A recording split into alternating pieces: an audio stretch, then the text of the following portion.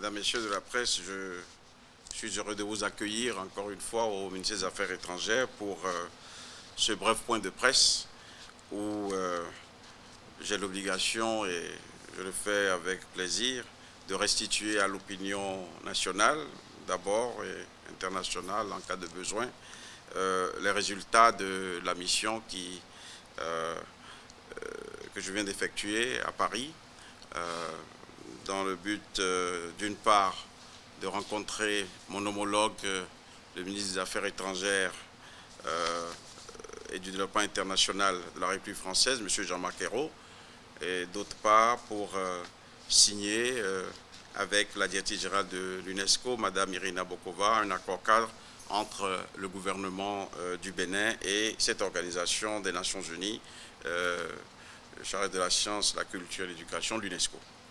Nous allons peut-être commencer par la rencontre bilatérale qui a eu lieu avec le gouvernement français.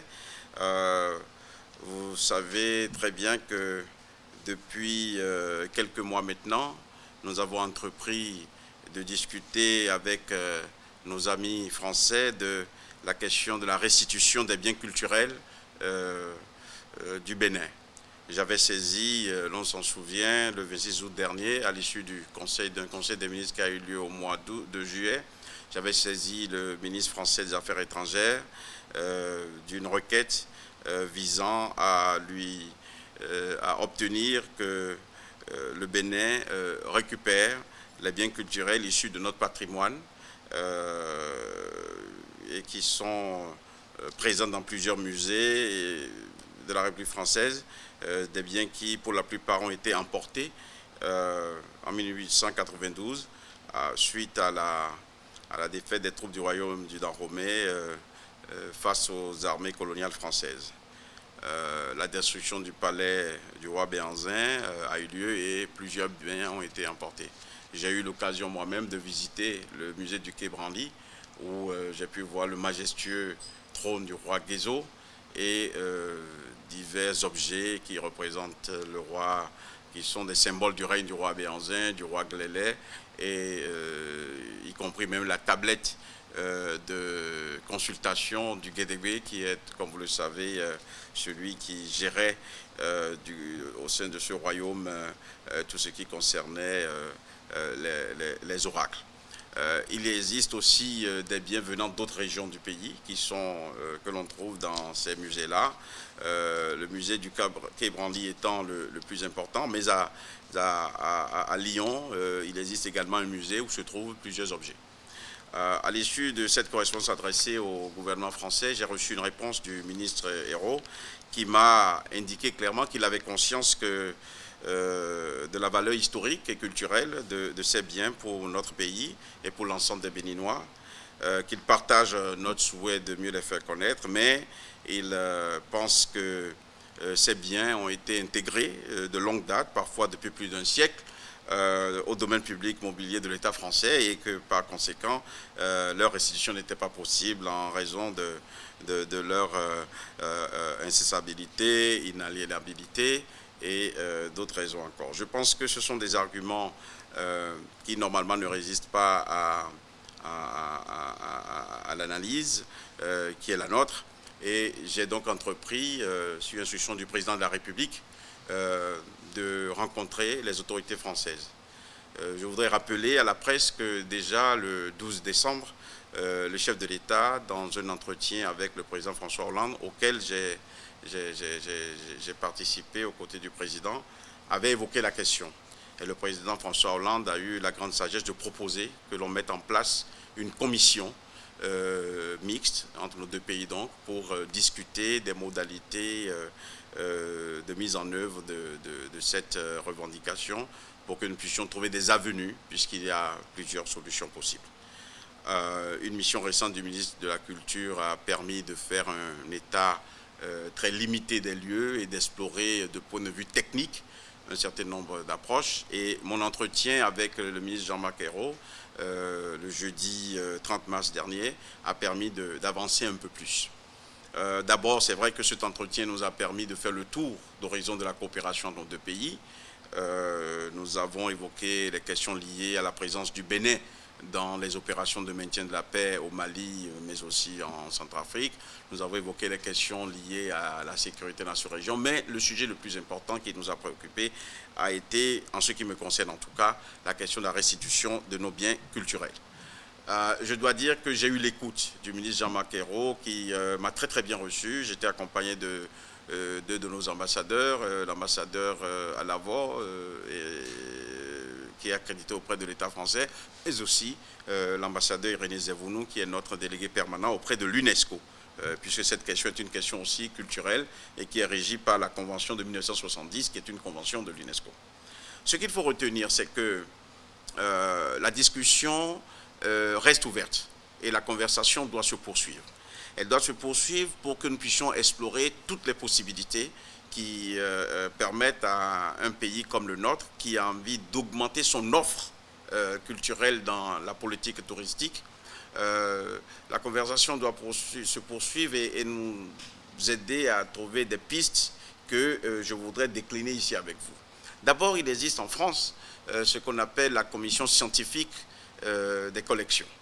Cette commission scientifique des collections nationales a la possibilité de déclasser des biens qui sont dans le patrimoine pour des raisons diverses. Supposons, vous vous souvenez, lorsque les biens des Juifs avaient été pillés, c'est cette institution et une autre qui ont travaillé à ce que ces biens soient restitués. Donc rien n'empêche que cette piste soit explorée. Une autre possibilité serait d'avoir en dépôt ces biens. Pas une sorte de jeu fictif juridique. L'abusus va rester français, mais l'usus et le fructus seront béninois. Ce qui veut dire que la propriété est démembrée.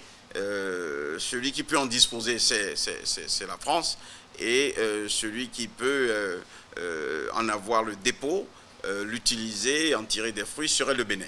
C'est une piste possible. Je ne dis pas que c'est ce que nous allons faire, mais c'est une piste possible. Il y a aussi tout ce que la coopération muséale permet de faire. C'est-à-dire que pour des expositions importantes, l'on peut convenir que ces biens reviennent ici pour être présentés dans des expositions qui puissent retourner après là-bas. Mais je pense que ce que je voudrais pouvoir obtenir de nos amis français, c'est que ces biens soient plutôt ici et soient prêtés. Le président de la République a indiqué très clairement au président Hollande, et il m'a instruit également avant ma rencontre avec le ministre Jean-Marc Ayrault, sa position est très claire. Nous ne sommes pas dans la revendication. Nous sommes dans une démarche de coopération. Nous sommes dans une démarche qui nous permet de dire, écoutez, ces biens sont à nous. C'est vrai que cela nous fait plaisir que vous puissiez avoir l'intention de faire rayonner notre histoire et notre culture, mais nous sommes les mieux placés pour le faire. Donc, trouvons un modus operandi qui satisfait les deux parties. Et je suis persuadé, en tout cas, que nous allons, avec les autorités françaises, trouver la meilleure façon de le faire. Nous allons continuer ce dialogue, nous allons mettre rapidement en place cette commission. Du moins, un groupe de travail est déjà en place à Cotonou, mais la commission au niveau étatique entre les deux pays devrait pouvoir se mettre au travail pour explorer utilement les pistes. Une autre possibilité aussi, enfin une autre chose que nous devons faire, c'est les collections privées. C'est que nous allons nous mettre au travail, élaborer une bonne stratégie, un bon angle d'attaque pour que les familles, les personnes qui détiennent ces biens-là nous puissions entrer en dialogue avec ces personnes-là, que ces familles-là, ces personnes le plus souvent physiques, mais souvent morales aussi, parce que l'Église a aussi gardé quelques biens, que nous puissions discuter avec elles pour voir dans quelle mesure et selon quelle modalité nous pouvons récupérer ces biens-là, parce qu'il s'agit de notre culture et l'on ne peut pas faire du développement si l'on ne tient pas compte de la dimension culturelle du développement, et cela participe, n'est-ce pas, des éléments dont nous avons besoin. Nos enfants ont besoin de connaître notre histoire, et une histoire a besoin de support, et ces supports, ce sont ces biens culturels. Il y a aussi une valeur spirituelle attachée à certains de ces biens, et quelqu'un parlait récemment du fait que ce sont des égrégores, n'est-ce pas, où il y a une valeur spirituelle et affective et parfois magico-spirituels liés à des biens et qu'il est peut-être mieux que l'on puisse les ramener au site et au pays auquel ils appartiennent. Donc j'ai voulu partager avec vous cet élément-là. Je voudrais saluer l'esprit d'ouverture qui a caractérisé le ministre français des Affaires étrangères et du développement international. Je voudrais aussi saluer des acteurs parlementaires et certaines têtes couronnées d'ici, mais des parlementaires de là-bas, la société civile, la Ligue des droits de l'homme, le CRAN, qui se sont aussi mobilisés pour souhaiter que nous puissions très rapidement nous faire entendre et obtenir gain de cause. Il y a un mécène, comme vous le savez, monsieur... le nom me reviendra, je vous le dirai, un frère congolais qui aussi a pris position dans les médias pour cette cause-là.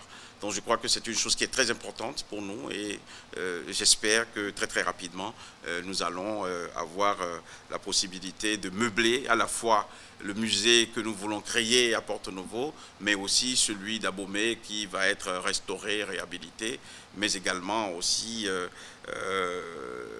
la cité historique de Ouidah qui doit comporter plusieurs éléments pour vraiment promouvoir le tourisme culturel que notre pays a inscrit parmi ses projets phares. Voilà ce que je voulais vous dire en ce qui concerne la restitution des biens culturels et j'espère bien, je suis en tout cas optimiste, le dialogue devrait continuer sur ce plan-là. La deuxième chose que je voudrais partager avec vous, c'est l'événement de ce matin, c'est la signature de l'accord cadre qui a eu lieu ce matin à Paris avec l'UNESCO, accompagné du ministre des Sports, M. Oswald Omeki. J'ai signé avec Mme Irina Bokova cet accord. C'est une nouvelle modalité de coopération que l'UNESCO a mise en place, que nous avons étudiée, que nous avons examinée et qui permet au pays de faire les choix presque à la carte de ce que l'UNESCO peut faire avec nous. Nous avons tenu à le faire et nous avons, disons, montré le chemin dans ce domaine-là parce que je crois savoir que le Bénin est l'un des premiers pays qui signe ce type d'accord cadre de coopération, le nouveau modèle d'accord cadre de coopération avec l'UNESCO. Qu'est-ce qu'il y a d'important, qu'est-ce qu'on peut retenir? C'est que cet accord cadre prévoit la création d'un fonds en dépôt du gouvernement et de l'UNESCO. Et ce fonds sera de montant d'environ 50 millions de dollars, soit 30 milliards de nos francs. Et cela pourrait couvrir des domaines aussi variés que l'éducation, la science, la culture, le numérique et tout ce qui concerne les innovations, la communication aussi. J'ai profité de l'occasion pour confirmer à l'UNESCO l'accord que le président a marqué à l'invitation qui lui a été faite par la directrice générale d'être l'invité spécial pour un événement sur les leaders qui sera organisé en marge de la conférence générale de l'UNESCO au mois d'octobre-novembre prochain. Et je lui ai transmis également aussi une invitation du président Patrice Talon à se rendre au Bénin, à visiter notre pays, au moment où elle s'apprête à quitter la direction de cette institution. J'ai été heureux d'avoir été épaulé par les 3 ambassadeurs qui sont présents à Paris, l'ambassadeur du domaine bilatéral, l'ambassadeur Alavor, le délégué permanent auprès de l'UNESCO, l'ambassadeur Zevounou, et l'ambassadeur délégué permanent auprès de l'OIF, M. Benoît Ilassa. Voilà la quintessence de ce que je voudrais partager avec vous. Et je suis disposé à répondre à une ou deux questions avant de vous laisser vaquer à vos occupations. Je vous remercie.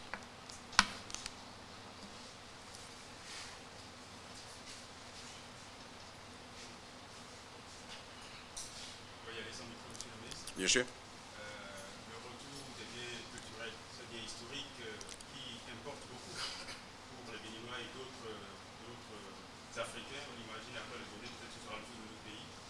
Mais on sent que la France n'est pas prête de laisser revenir ces biens. Aujourd'hui, est-ce que l'espoir est permis? Parce qu'il y a tellement, il y a pas mal d'Africains, il y a pas mal de Béninois qui veulent voir revenir ce patrimoine. Est-ce que l'espoir est permis? Est-ce qu'on sent qu'il y a une volonté de l'autre côté pour que éventuellement puisse trouver un appel amiable? De ma conversation avec le ministre français des Affaires étrangères et du développement international, je retiens une impression d'ouverture. Donc je crois que l'espoir est permis. Et c'est pour ça que j'ai indiqué les modalités qui pourraient permettre aux citoyens lambda béninois, aux filles et aux fils de ce pays, de revoir ces biens qui leur appartiennent. On ne peut pas opposer à notre pays les éléments d'une loi qui ne s'applique pas normalement à nous, alors qu'on détient nos biens.